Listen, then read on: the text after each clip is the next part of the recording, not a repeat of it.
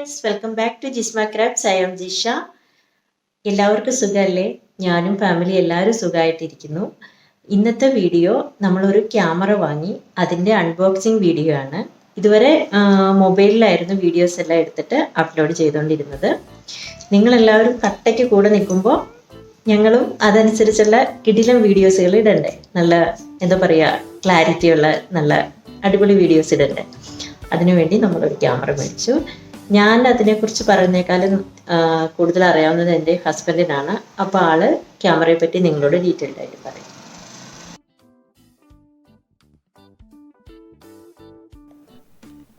ഇത് നിക്കോണിൻ്റെ ഏറ്റവും പുതിയ മോഡൽ മിറർലെസ് ക്യാമറ ആണ്, Z6.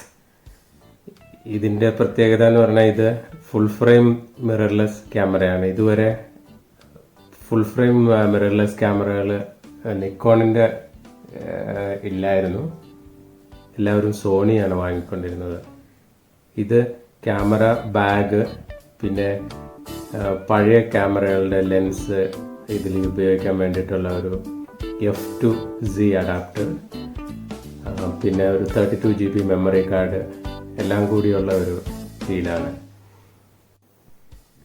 ഈ ഫുൾ ഫ്രെയിം റേഞ്ചിൽ നിക്കോണിൻ്റെ 2 മോഡലുണ്ട്, Z6ഉം Z7ഉം. അതിൽ Z6 ആണ് ഇപ്പം ഞങ്ങൾ വാങ്ങിയത്. അത് 24.5 മെഗാ പിക്സൽ. Z7 ആണെങ്കിൽ 45.7 മെഗാ പിക്സൽ. ആദ്യം Z7 ആണ് ഇറങ്ങിയത്, അതിന് ശേഷമാണ് Z6 ഇറങ്ങിയത്. പിന്നെ ഇതിൻ്റെ കൂടെ കിട്ടിയ ബാഗാണിത്. ഈ ബാഗിൻ്റെ പ്രത്യേകത, ഇതിൻ്റെ അകത്ത് ക്യാമറയും പിന്നെ ഇതിൻ്റെ അറ്റ്ലീസ്റ്റ് ഒരു 2 ലെൻസും ഇതിൻ്റെ ആക്സസറീസ് എല്ലാം ഇതിൽ വയ്ക്കാൻ പറ്റും. അപ്പോൾ ഇത് നമുക്ക് അങ്ങനെ ചെറിയ ബാഗ് വാങ്ങിയാൽ മാക്സിമം ക്യാമറ ഒരു ലെൻസും ഒക്കെയാണ് വയ്ക്കാൻ പറ്റുള്ളൂ. പിന്നെ കുറേ കമ്പാർട്ട്മെൻറ്റ്സ് ഉണ്ട്. പിന്നെ നല്ല പ്രൊട്ടക്ഷൻ ഉണ്ട്. ക്യാമറ വെച്ചുകൊണ്ട് പോയാൽ ചെറിയൊരു തട്ടുമുട്ടൊക്കെ വന്നാലും ക്യാമറയ്ക്കൊന്നും പറ്റില്ല. പിന്നെ ഇത് നിക്കോൺ ബ്രാൻഡഡ് ബാഗാണ്, നല്ല ഹൈ ക്വാളിറ്റി ഉള്ള ബാഗാണ്. പിന്നെ ഇതിൻ്റെ കൂടെ വന്ന ഒരു XQD, ഈ ക്യാമറയിൽ യൂസ് ചെയ്യുന്ന മെമ്മറി കാർഡ് സാധാരണ ഉള്ള SD കാർഡല്ല, ഇതിൽ XQD എന്ന് പറയുന്ന ഒരു പുതിയ ടൈപ്പ് മെമ്മറി കാർഡാണ്, ഹൈ സ്പീഡ് മെമ്മറി കാർഡ്. പിന്നെ ഇതിൻ്റെ കൂടെ ഒരു UV ഫിൽറ്ററും കൂടെ ഉണ്ട്.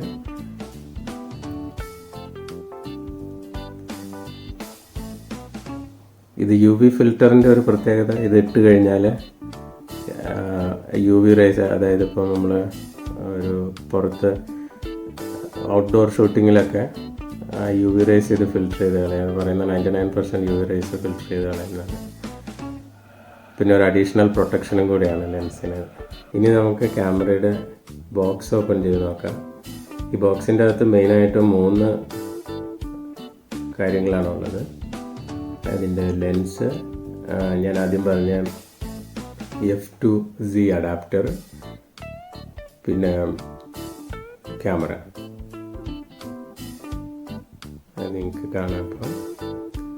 അപ്പോൾ ആദ്യം നമുക്ക് ക്യാമറ എടുത്ത് നോക്കാം. ഈ മിറർലെസ് ക്യാമറയുടെ ഒരു പ്രത്യേകത എന്ന് പറയുന്നത് അതിൻ്റെ അകത്ത് മിറർ ഇല്ലാത്തതുകൊണ്ട് അതിന് വലിപ്പം കുറവായിരിക്കും. വലിപ്പം എന്ന് വെച്ചാൽ മെയിൻലി അതിൻ്റെ തിക്നെസ് വളരെ കുറവായിരിക്കും. അതുകൊണ്ട് അത് ഹാൻഡിൽ ചെയ്യാനും കൊണ്ടു നടക്കാനൊക്കെ നമുക്ക് വളരെ സൗകര്യമാണ്.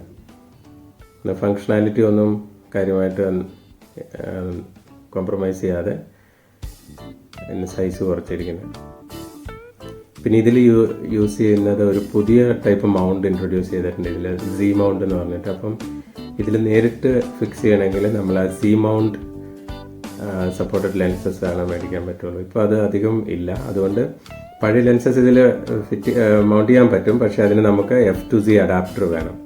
ഇതിൻ്റെ LCD സ്ക്രീനാണ്. ഇത് ഇത്രയും മാത്രമേ ഇതിന് അഡ്ജസ്റ്റ് ചെയ്യാൻ പറ്റുള്ളൂ.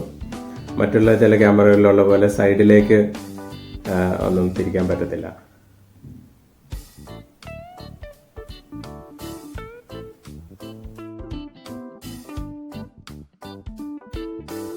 ഇതിൻ്റെ USB കേബിളാണ്. ഇത് ക്യാമറയിൽ കണക്ട് ചെയ്ത് കഴിഞ്ഞാൽ നമുക്ക് ഡയറക്റ്റായിട്ട് കമ്പ്യൂട്ടറിലേക്ക് ഇമേജസ് ആക്സസ് ചെയ്യാം.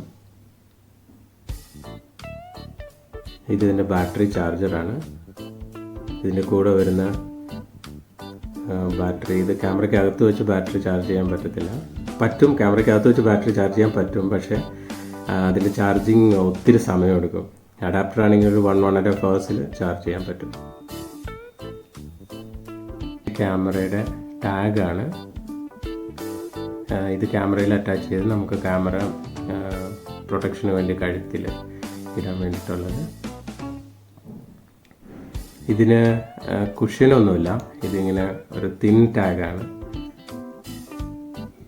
അപ്പം അത്ര കംഫർട്ടബിൾ അല്ല ഇത് കഴുത്തിലൊക്കെ ഇടുമ്പോൾ. ഇനി ക്യാമറയിലെ ബാറ്ററി നമുക്ക് നോക്കാം. ഇത് ENEL15B എന്ന് പറയുന്ന ഒരു ബാറ്ററിയാണ്. ഇത് ഈ ക്യാമറയുടെ മാത്രമുള്ള ബാറ്ററി അല്ല, വേറെ ക്യാമറകളിൽ ഇത് യൂസ് ചെയ്യുന്നുണ്ട്.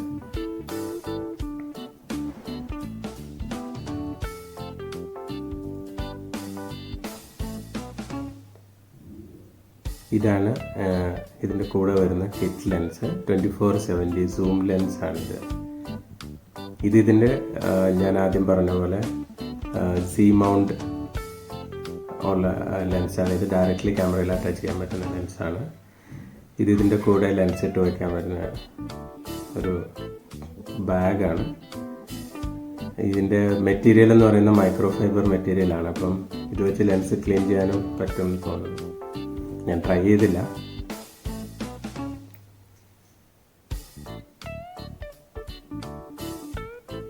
ഇനി നമുക്ക് ലെൻസ് പുറത്തെടുത്ത് നോക്കാം. ഈ ക്യാമറയുടെ ഒരു വലിയ പ്രത്യേകത എന്ന് പറയുന്നത്, ഇപ്പോൾ നമുക്ക് ഒറിജിനലി ജപ്പാനിൽ മാനുഫാക്ചർ ചെയ്ത ക്യാമറകൾ അങ്ങനെ വളരെ കുറവാണ്. അവരുടെ ഏറ്റവും ഹൈ എൻഡ് D5 അങ്ങനെയുള്ള ക്യാമറകളാണ് ജപ്പാനിൽ മാനുഫാക്ചർ ചെയ്യുന്നുള്ളൂ. ഈ ക്യാമറ Z6ഉം C7ഉം ജപ്പാനിലാണ് അവർ മാനുഫാക്ചർ ചെയ്യുന്നത്. ഇതാണ് ലെൻസ്, ഇതിൻ്റെ കൂടെ വരുന്ന ലെൻസ്. ഇതൊരു വളരെ നല്ല ഹെവി ആയിട്ടുള്ള ലെൻസാണിത്.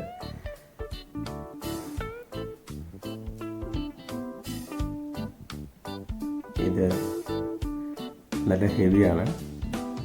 ക്യാമറയെ വെച്ച് നോക്കുമ്പം ലെൻസ് ക്യാമറേനേക്കാളും വലുതാണ്.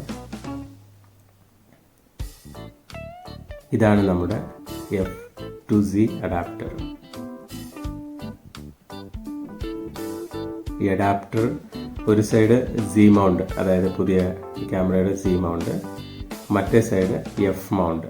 അപ്പം നിക്കോണിൻ്റെ പഴയ DSLR ക്യാമറകളിലുള്ള ലെൻസസ് എല്ലാം ഇതിൽ മൗണ്ട് ചെയ്യാം. താഴെ കാണുന്നത് ട്രൈപോഡിൽ മൗണ്ട് ചെയ്യാനുള്ള. ഇത് നമ്മൾ നേരത്തെ കണ്ട UV ഫിൽറ്റർ സൈഡിലിരിക്കുന്നത്.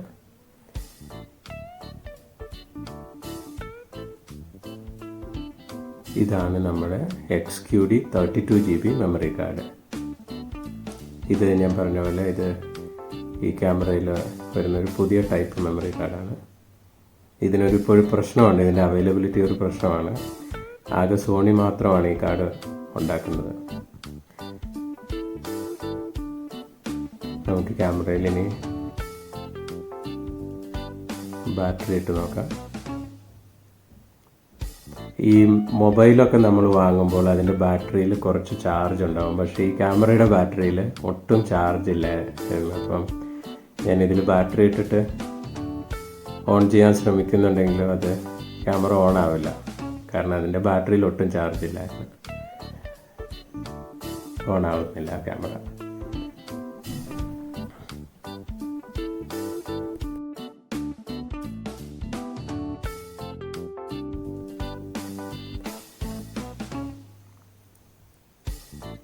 ഇനി നമുക്ക് ക്യാമറയിൽ ലെൻസ് മൗണ്ട് ചെയ്ത് നോക്കാം. അപ്പോൾ അതിൻ്റെ കവറ് ഊരിയെടുത്തിട്ട്, ലെൻസിൻ്റെ കവർ ഊരിയെടുത്തിട്ട് മൗണ്ട് ചെയ്യാം. ഞാൻ ആദ്യം പറഞ്ഞ പോലെ ഈ ലെൻസ് ക്യാമറക്കാളും കുറച്ച് വലിപ്പമുള്ള ലെൻസാണ്. അതിൻ്റെ നിങ്ങൾക്ക് കാണാവുന്നതാണ് വൈറ്റ് ഡോട്ട്സ് രണ്ടും മീറ്റ് ചെയ്യുന്നിടത്താണ് വച്ചിട്ട് നമ്മൾ തിരിച്ച് മൗണ്ട് ചെയ്യും. ക്യാമറ ആക്ച്വലി വളരെ ചെറുതാണെങ്കിലും ലെൻസ് ഹെവി ആയതുകൊണ്ട് ലെൻസ് ഇട്ട് കഴിയുമ്പം കുറച്ച് ഹെവി ആയിട്ടുള്ള പാക്കേജാണ്.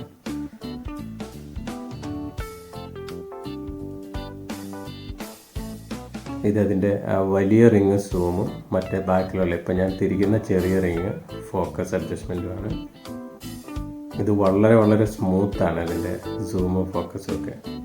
പിന്നെ ഇതിൻ്റെ ഓട്ടോ ഫോക്കസിൽ ഫുൾ സൈലൻ്റ് ആണ്. നമുക്ക് ഒരിക്കലും അത് ഫോക്കസ് ചെയ്യുന്നതിൻ്റെ സൗണ്ട് കേൾക്കാൻ പറ്റില്ല. പഴയ ക്യാമറകളിൽ നമ്മൾ ഓട്ടോ ഫോക്കസ് ചെയ്യുമ്പോൾ കിറക്കിറുന്ന അതിൻ്റെ മോട്ടോർ ആ ലെൻസ് മൂവ് ചെയ്യുന്ന സൗണ്ട് നമുക്ക് കേൾക്കാൻ പറ്റും. ഇതിൽ ഒട്ടും സൗണ്ടില്ല, ഫുൾ സൈലൻ്റ് ആണ്. ഇനി നമുക്ക് മെമ്മറി കാർഡ് ഇട്ട് നോക്കാം ക്യാമറയിൽ.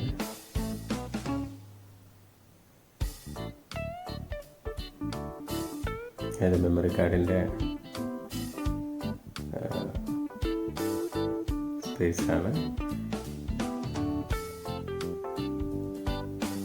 അതിന് ഞാനതിൻ്റെ ഓറിയൻറ്റേഷൻ നോക്കുന്നതാണ്. ഈ കാർഡിൻ്റെ സൈസ് ഓൾമോസ്റ്റ് നമ്മുടെ XD കാർഡിൻ്റെ സൈസാണ്. പക്ഷേ SD കാർഡ് ഇതിലിട്ടാൽ വർക്ക് ചെയ്യത്തില്ല. നിങ്ങൾക്ക് നിക്കോൺ ക്യാമറ ഉള്ളവർക്കറിയാം, പണ്ട് ഇത് കോമ്പാക്ട് ഫ്ലാഷ് എന്ന് പറയുന്ന ഒരു ഫോർമാറ്റാണ് ഇവർ യൂസ് ചെയ്തുകൊണ്ടിരുന്നത്. ആ കോമ്പാക്ട് ഫ്ലാഷിൻ്റെ ടെക്നോളജിയുടെ സീരീസിലെ പുതിയതാണ് XQD.